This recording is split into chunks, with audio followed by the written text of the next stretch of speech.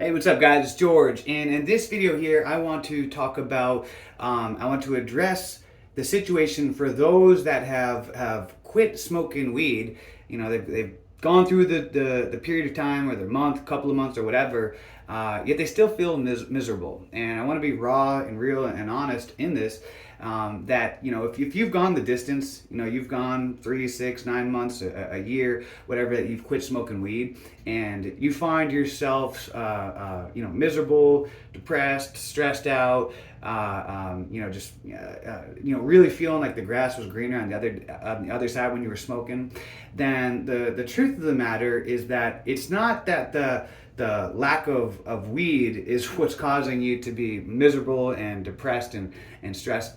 The real raw truth of it is that there is something else in your life that is getting you to feel this way. And it could even be more than one thing. Could be a multiple of factors. And a big one, we want to, when I'm coaching and working with people, because I've coached a lot of people who, they've quit weed, and then all of a sudden 6 months or a year later, they'll come back, and, because they're feeling depressed or miserable or whatever. And this is where we can really start to dive in and see what's really going on and causing all this.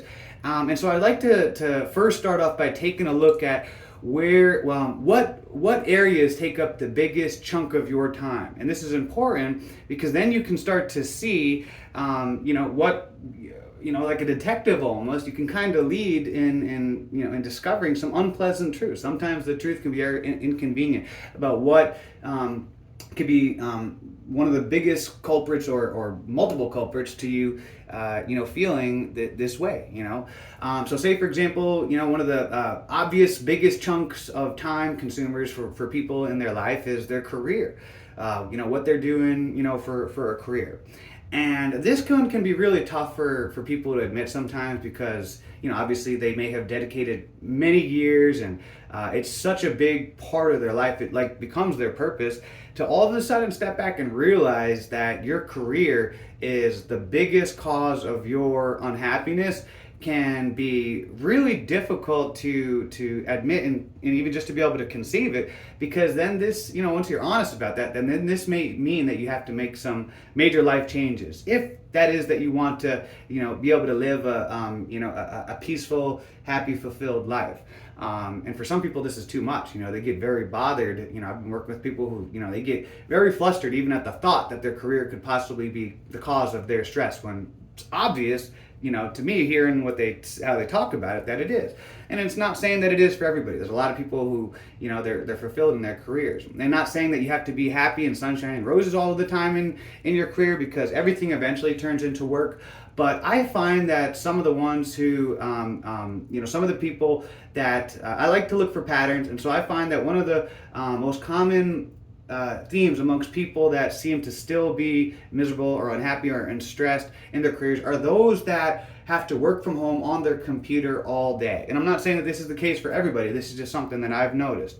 And especially those who are just working for like a company or a job. It's not even their own business that they're working from home all day on the computer.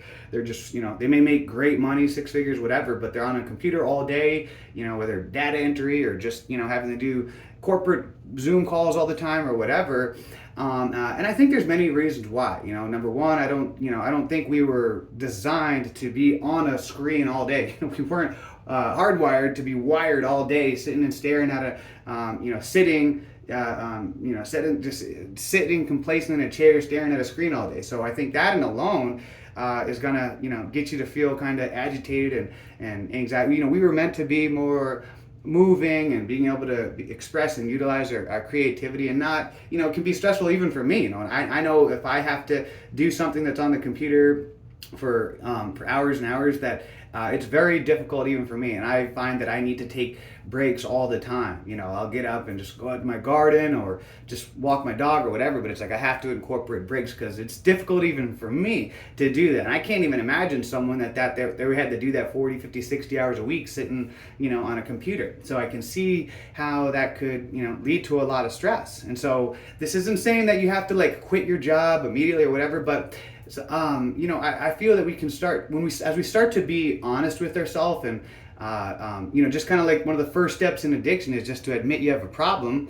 This is also one of the first steps in changing our life, admitting, hey, you know what, like, I don't want to do this career for the rest of my life. I don't want to have to sit on my computer every single day, 40, 60 hours a week, working for someone that doesn't appreciate me for the rest of my life.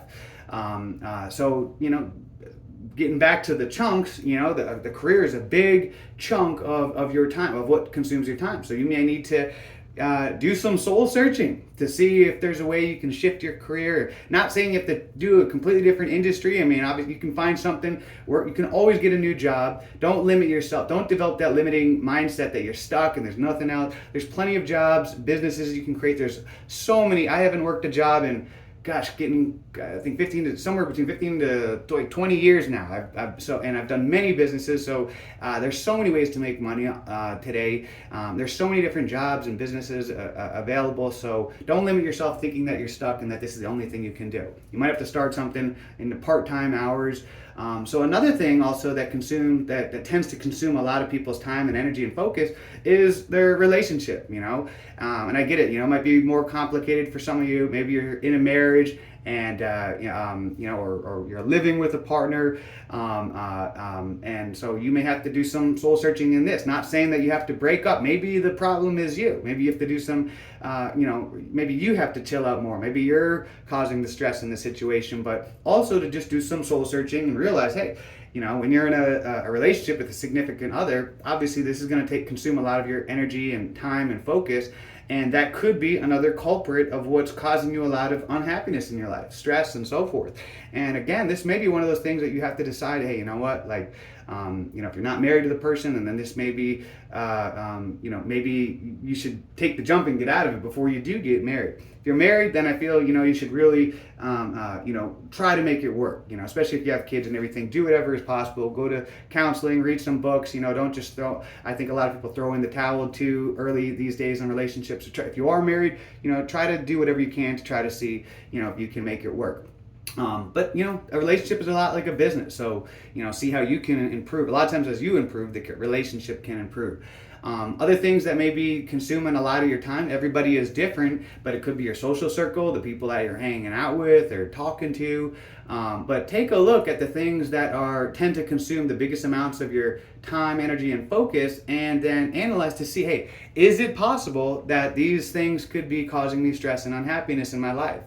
Maybe because of your career and situation, you end up living a very sedentary life where you don't move much. And I feel that is definitely leads to things like anxiety and depression, because we were meant to be more active. And in my opinion, that a lot of our mental illnesses tend to be a side effect of living a sedentary life. That we were meant to move more and be more physical and expend more energy, and when we don't do those, you're a lot more likely to develop poor mental health. Maybe your overall lifestyle is very sedentary, and I get it. Sometimes your career forces you to be that way, but this is why, as I always get back to exercise, it's so important to incorporate physical exercise into your daily regimen. Go for walks, do other physical activities. This is why I even like gardening. I mean, I exercise every day, but I also love gardening as well. It's a physical activity. I get out there and I'm in the dirt and I'm pulling weeds and digging and burying and all kinds of stuff. So I find that I'm at my happiest when I am expending a lot of energy.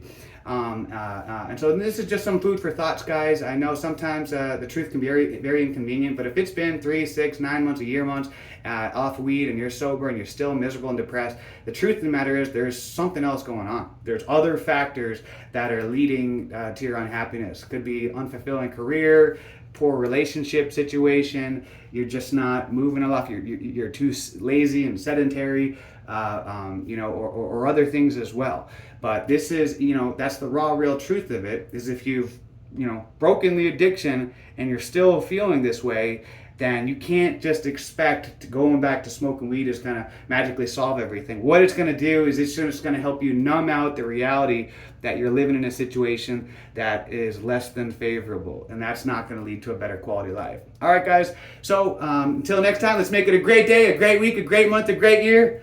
Let's make it a great life. See ya.